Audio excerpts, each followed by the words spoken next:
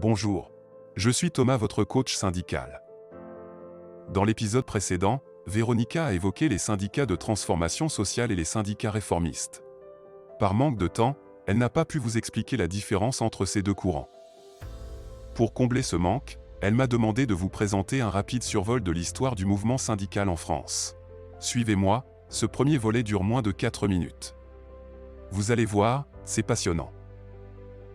Je vais vous expliquer comment les travailleurs ont su s'organiser durant les 2 derniers siècles, pour améliorer leurs conditions de travail en s'opposant à la domination capitaliste. La présentation de la naissance et de l'évolution des organisations syndicales vous permettra de mieux comprendre les enjeux actuels de la société et des luttes. Elle remet également en perspective l'importance de l'intérêt pour la chose syndicale et de la nécessité de voter pour le renouvellement des instances du 1er au 8 décembre. Elle pointe surtout une valeur qui s'effrite aujourd'hui, la solidarité.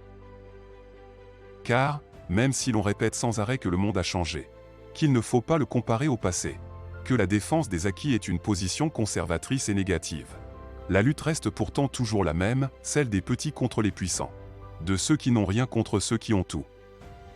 Autrefois, cela s'appelait la lutte des classes.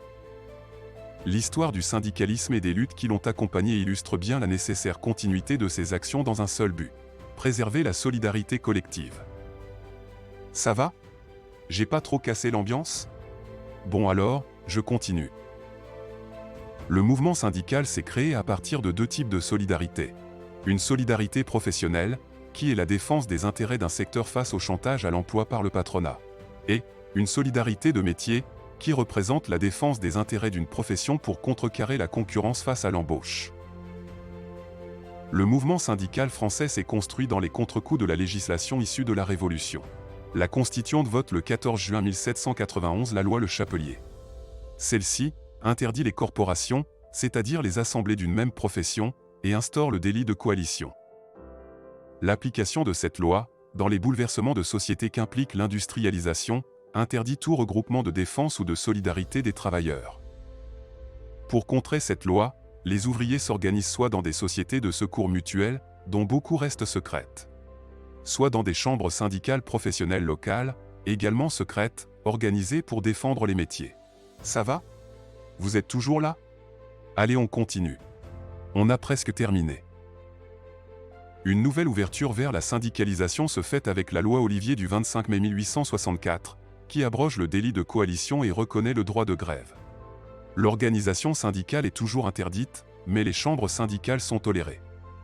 Dans le même temps, le 28 mai 1864 est créée à Londres l'Association internationale du travail, plus connue sous le nom de Première Internationale, dont le manifeste inaugural est rédigé par Karl Marx et Friedrich Engels. Le premier congrès de l'AIT se déroule à Genève en septembre 1866. Parmi les revendications figure la limitation du temps de travail journalier à 8 heures maximum. Dès cette création, on a les 3 grands courants qui vont se perpétuer dans le monde syndical: marxiste, anarchiste et socialiste réformiste. Parallèlement s'organise une autre branche du mouvement syndical français, le syndicalisme chrétien, dans le but de rechristianiser le milieu ouvrier. L'histoire syndicale est maintenant en marche. Merci de m'avoir écouté. Allez, on continue, la suite au prochain épisode. À bientôt.